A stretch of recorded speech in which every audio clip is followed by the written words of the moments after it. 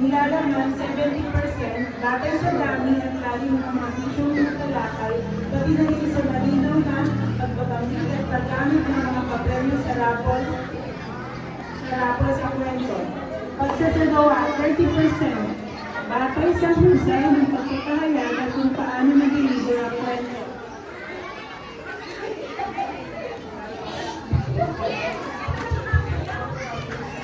Ano, third prize?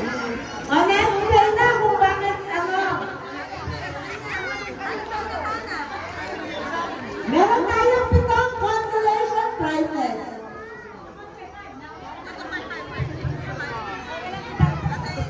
Para sa unang consolation, Wesley Martin.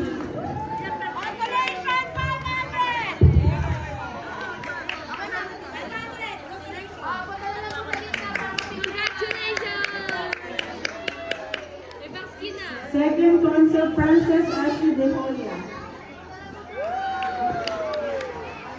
Third console, Christine C. Polo.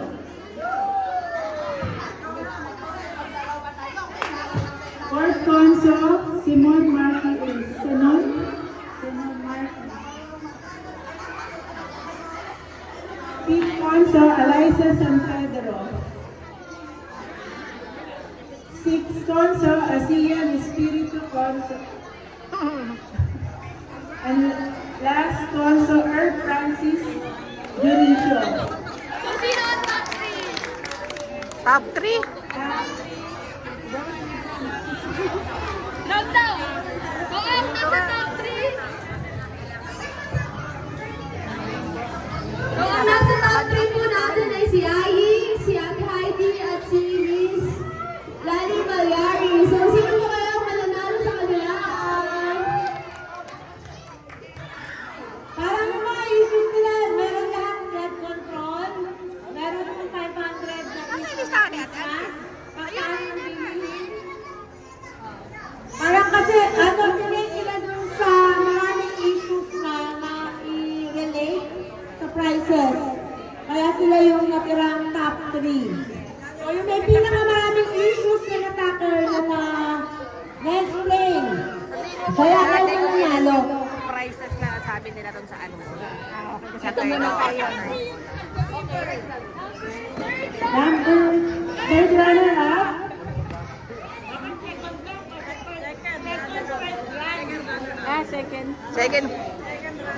Second, first champion.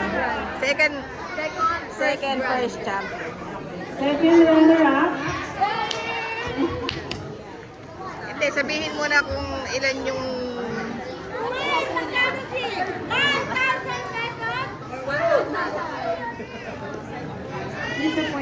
Sige po.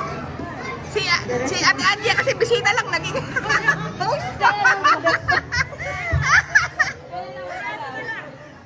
Bisita naging... Para sa second prize!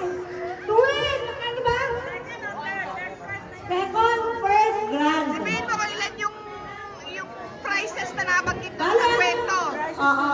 Na nabanggit sa kwento. Tita, ikaw mas nakakaalam mo kasi nung nag-judge. Hindi ako na-explain mo. Aray ko! Nakasulat! Dinilagay niya. Yes.